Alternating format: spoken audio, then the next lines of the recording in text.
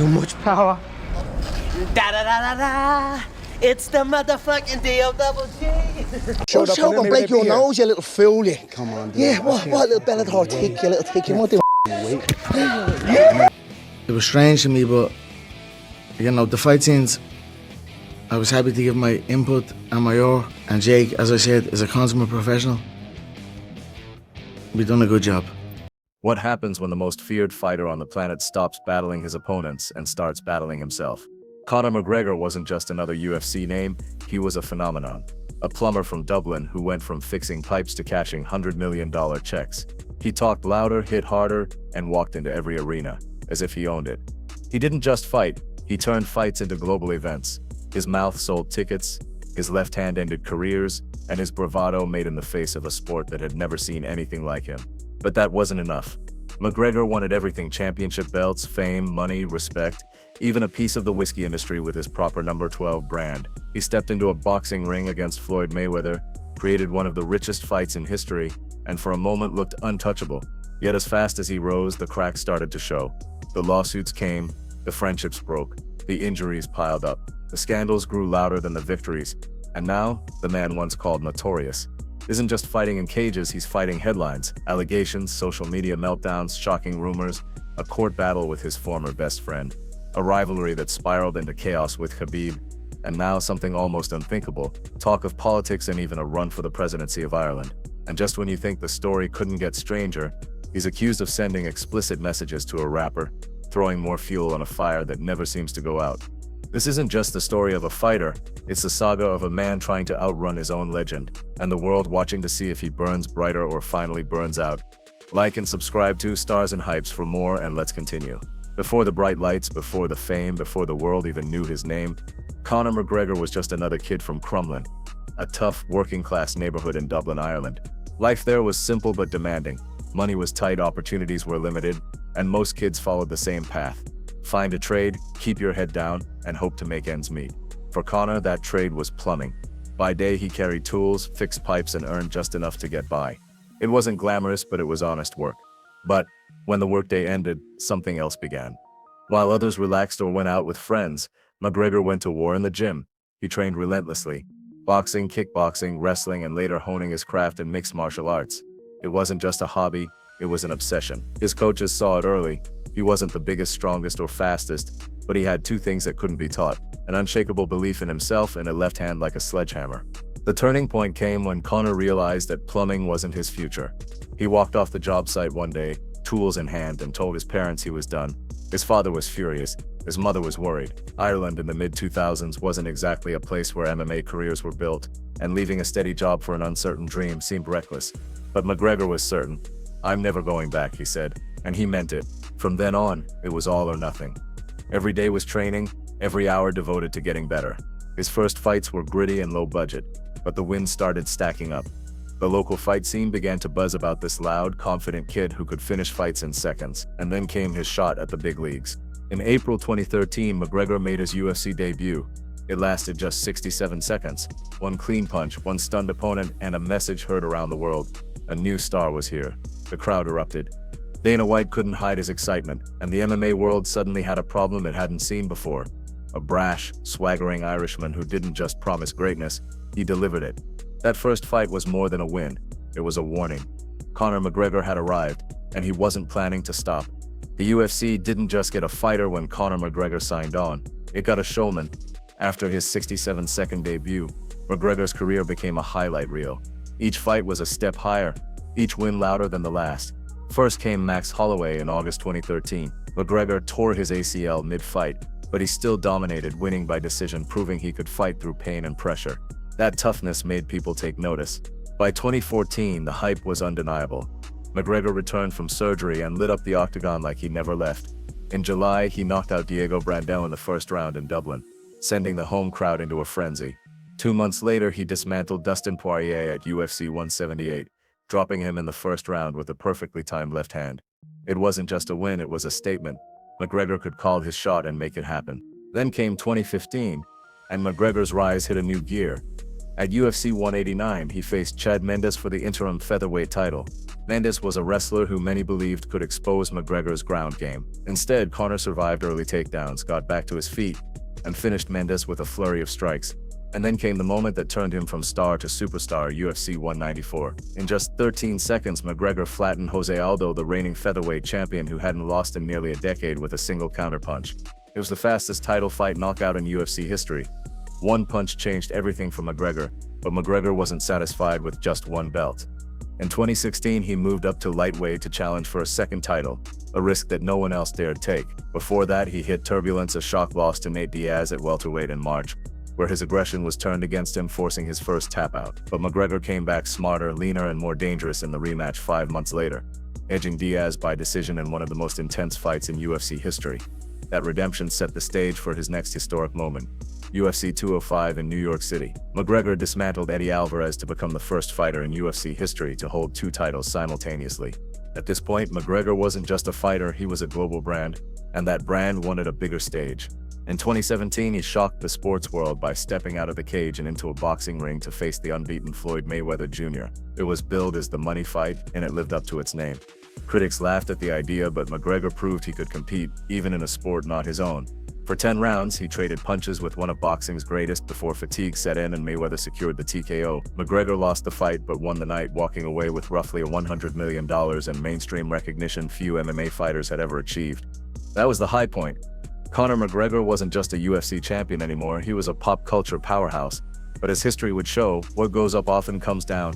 By the time Conor McGregor walked out of Madison Square Garden with 2 belts draped over his shoulders, he wasn't just winning, he was redefining what it meant to be a fighter.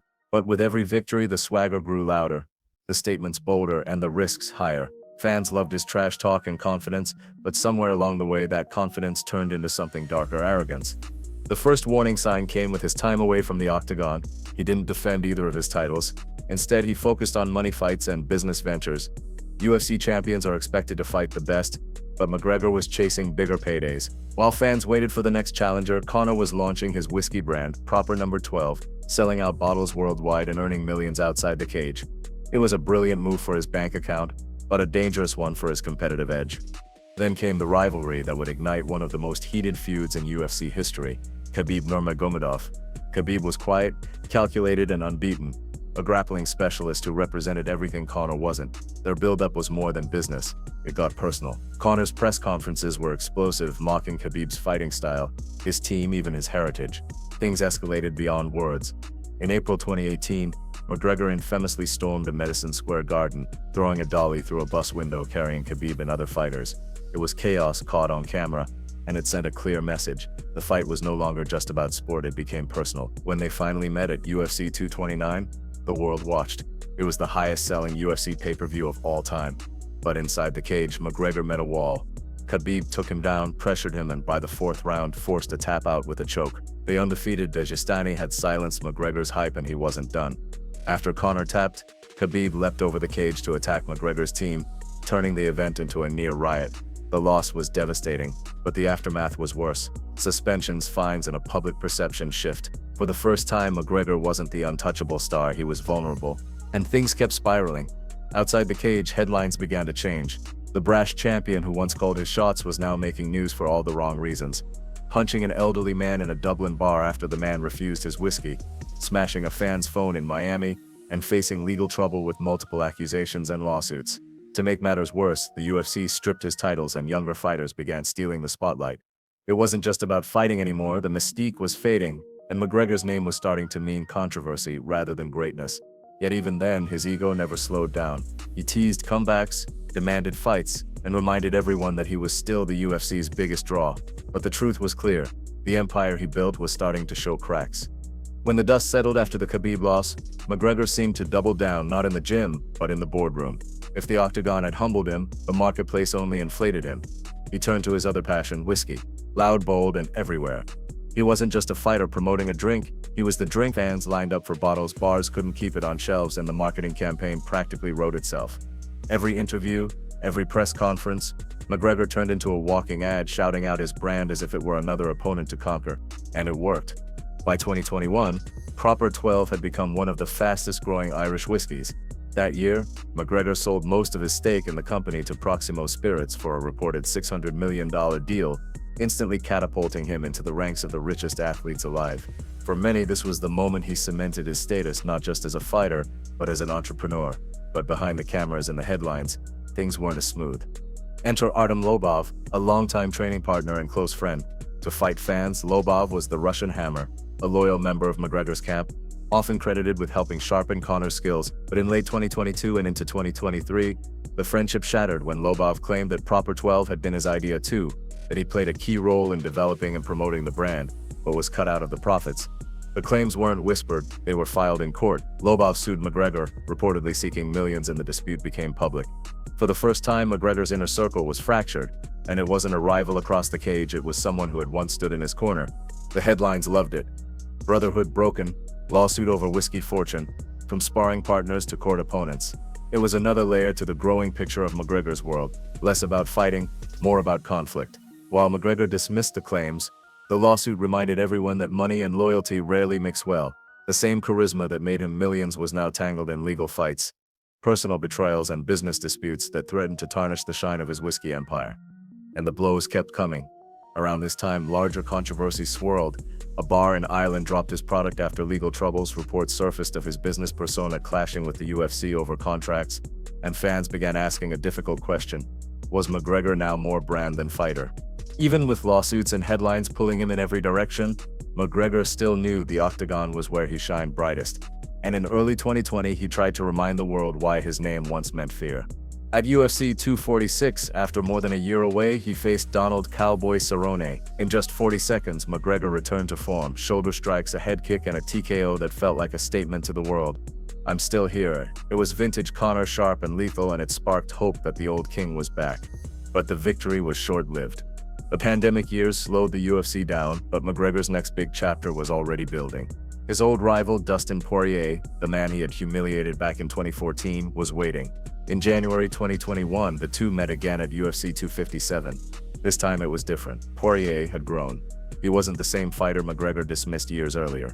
Round after round, Poirier chopped at McGregor's lead leg, landed crisp combinations, and in the second round, dropped him with a barrage of punches. For the first time in his UFC career, McGregor was knocked out. It wasn't just a loss, it was a shift. The mystique cracked on this day, but McGregor wasn't done. He pushed for a trilogy bout with Dustin, hungry for revenge. July 2021, UFC 264, another massive event, another chance to rewrite the story. Early on, the fight was competitive, both men trading shots, the crowd electric, and then in an instant, disaster struck. As McGregor stepped back, his left leg snapped. Millions watched as his ankle twisted unnaturally, and McGregor crumpled to the canvas. Doctors rushed in. The fight was waved off. Dustin was declared the winner by doctor stoppage. But the moment everyone remembered wasn't the decision. It was McGregor sitting on the mat, shouting defiantly, still throwing insults at Dustin and even dragging his opponent's wife into the chaos. The injury was brutal, but the optics were worse. The man who once seemed indestructible was carried out on a stretcher, his body broken but his mouth still running. For some, it was classic Conor, unbowed, unfiltered. For others, it was the end of an era. The UFC's brightest star had gone from prophecy to parody in a single night. After surgery and months of rehab, McGregor promised a comeback, posting training videos and flexing a bulked-up physique. But the truth was clear, the gap was widening. New champions were emerging, and McGregor's absence only made the sport move faster without him. Still, one thing remained certain. Whenever Conor McGregor spoke, people listened. After the leg break, McGregor's fight career slowed, but his headlines didn't. If anything, they got louder. With long recovery periods and no immediate fights booked, he seemed to lean harder into the persona he'd built, loud, unfiltered, and always in the spotlight. But this time, the attention wasn't always flattering. Then came the controversies that had nothing to do with business. 2023 and 2024 saw McGregor's name attached to more troubling headlines. Allegations of assault, legal disputes, and incidents that made even his loyal fans uneasy. The UFC appeared to keep its distance, repeatedly delaying his planned fight with Michael Chandler, and speculation grew that the organization might be quietly freezing him out.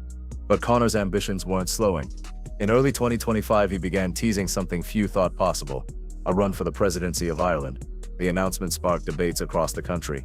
Was it serious? Could a fighter really turn into a politician or even president? McGregor leaned into the idea, posting political-style videos, visiting public events, even making headlines with a trip to the White House. Critics called it a publicity stunt. His supporters saw it as another bold move from a man who never played by the rules. And then, just when things couldn't get stranger, another headline dropped. Reports emerged that McGregor allegedly sent explicit messages to American rapper Azealia Banks, including what she claimed were nude photos. The accusation blew up online, sparking memes, arguments, and more scrutiny of McGregor's personal life. He denied any wrongdoing, but the story went viral. It was yet another reminder that for McGregor, attention, good or bad, never stopped. At this point, the image of Conor McGregor had become bigger than fighting. He was part athlete, part entrepreneur, part lightning rod. Every move seemed to make noise. Business wins, personal feuds, injuries, politics, social media stunts. For some fans, it was proof he was still the most entertaining man in combat sports. For others, it was a sign that the legend of Conor McGregor was now fighting a different kind of opponent himself. From a plumbing apprentice in Dublin to the face of combat sports, Conor McGregor's story has been anything but ordinary. He's lived the kind of rise most athletes only dream about, knocking out legends, claiming 2 UFC titles and turning his name into a global brand. He fought Floyd Mayweather and made 9 figures in one night, sold whiskey for hundreds of millions, and became a cultural icon. But the same fire that made him unstoppable also burned bridges. Public fights, lawsuits with old friends, chaotic outbursts, and legal troubles began to overshadow his victories. He's been cheered as a champion, mocked for his arrogance, carried on shoulders and carried out on stretchers. And now, as talk of political runs, courtroom drama, and social media scandals swirl, the question isn't just whether he can fight again. It's whether the legend of Conor McGregor can survive the man himself. What makes McGregor fascinating is that he refuses to fade. Injuries, losses, controversies, he treats them like fuel. Whether you think he's fearless or reckless, disciplined or self-destructive, there's no denying this. He changed the game. He made MMA bigger, louder, and impossible to ignore. But every story has a turning point. Will McGregor return to the cage and prove the doubters wrong? Will his business ventures and politics define his next chapter? Or will the headlines keep writing themselves? One thing's for sure, love him or hate him, Conor McGregor's name will always bring a reaction. So what do you think? Can the man who once conquered 2 divisions, crossed into boxing, and built an empire find redemption? Or has the fight moved somewhere even he can't win? If you enjoyed this video, make sure to leave a like and subscribe to Stars and Hype so you don't miss what's coming next. I'd love to hear your thoughts on how things will continue in the comments below. Thanks for watching, and until next time, take care and have a great day.